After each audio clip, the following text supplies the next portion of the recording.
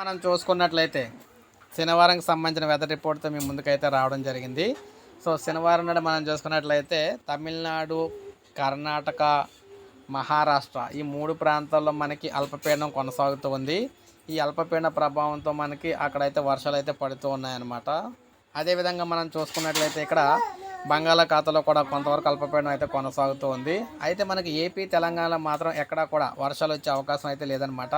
ఇక్కడ మీరు గమనించవచ్చు, ఇక్కడ తమిళనాడు, కేరళ, కర్ణాటక ఈ ప్రాంతాల్లో వర్షాలు ఏ విధంగా రాబోతున్న ఏరియాలు అయితే కనబడుతున్నాయి మనకి.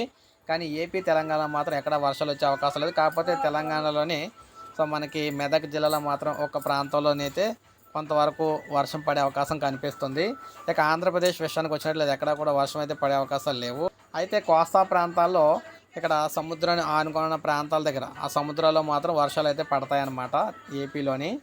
సో శనివారం మనకి ఎండలు గట్టిగా కాయబోతున్నాయి ఏపీ, తెలంగాణ 2 రాష్ట్రాల్లో కూడా. సో మిగిలిన మనకి రాష్ట్రాల్లో చూసుకుంటే వర్షాలు అయితే పడుతూ ఉన్నాయన్నమాట. ముఖ్యంగా తమిళనాడులో ఎక్కువ వర్షాలు అయితే పడే అవకాశం అయితే ఉంది. సో ఇది మనకి ఏపీ, తెలంగాణకు సంబంధించి వెదర్ రిపోర్ట్ శనివారానికి సంబంధించి. ఒక లైక్ చేయండి. ప్రతిరోజు వెదర్ రిపోర్ట్ అందిస్తుంటాను. సబ్స్క్రైబ్ చేసుకోవద్దు, మన ఛానల్ సబ్స్క్రైబ్ చేసుకోండి.